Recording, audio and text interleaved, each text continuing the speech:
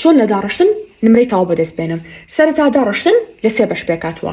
پێشەکی کە 2 بۆ 3 دیێڕە، ناوەڕاست کە لە نێوان 5 بۆ 10 دیێر زیاترە و بەشی کۆتاییمان هەیە کە 2 بۆ 3 دیێڕە. پاشان چیمان هەیە؟ خاڵبەندیمان هەیە کە نابێت بیرێ بچێ.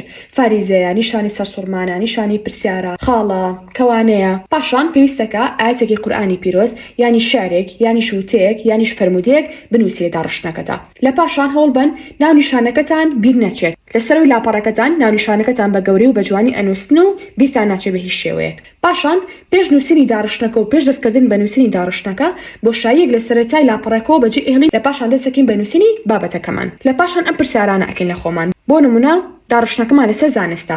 چۆن زانست بەدەست بهێنین؟ ڕۆڵی زانست چییە لە قوتابخانەکانە؟ گرنگی زانست چییە؟ کاریگەری زانست چییە لەسەر چاک، لەسەر خێزان، لەسەر کۆمەلگا؟ هەرمان پێویست پێ بێ بۆچی؟ بۆ بەشی ناوەڕاستی داڕشتنەکەمان.